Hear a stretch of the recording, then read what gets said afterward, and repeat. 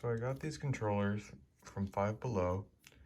Each one of them was $10, and I couldn't find any information about,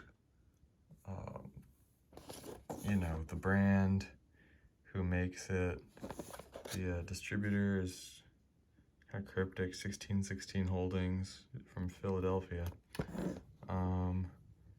Looks kind of like your standard controller, DualShock kind of setup, PlayStation style.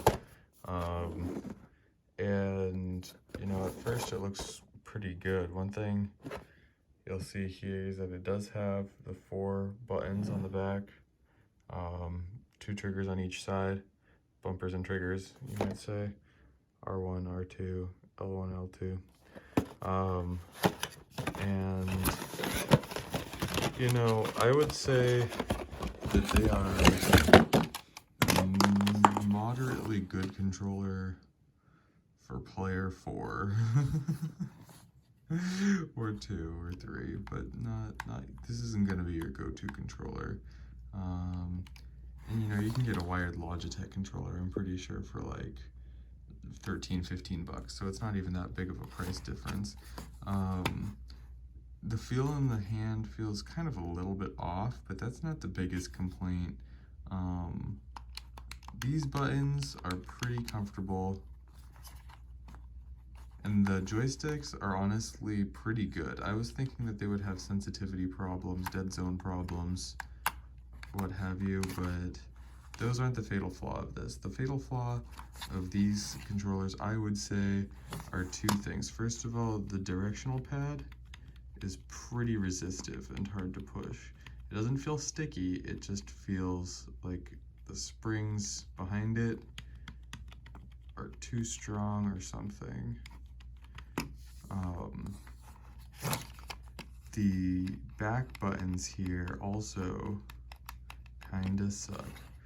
Now, they almost feel like they have like a soft press to them, but that's not the case. These buttons are mounted on top of singular switches right in the center of the button, but they're too big for what the switch holds. So when you're pushing it like this, you're pushing it in, you're hitting the bottom, but you're not contacting the switch. The button is not pushed down.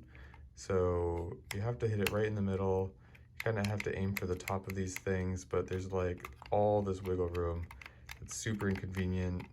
Not only can it lead to like screwing up in your games, but also it can lead to fatigue in your fingers trying to find the right part of the button and push it all the time, especially if you're hopping between these 2 buttons.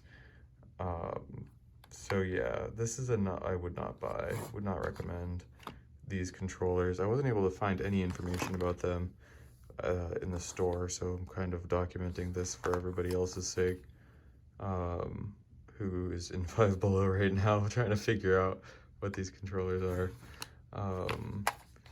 Yeah, I'll probably be returning these today. I did get it hooked up on Steam. You can set it up as a PlayStation controller or a generic gamepad.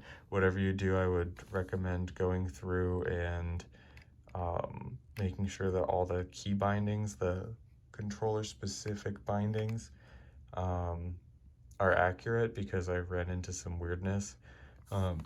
You'll want analog to be on, and you'll want some other settings. If anyone's interested, I can tell you how to set these up in another video maybe, but not worth really telling you how to set up a controller. I would recommend returning to the store if you've already bought one. So yeah, get a Logitech, don't get one of those.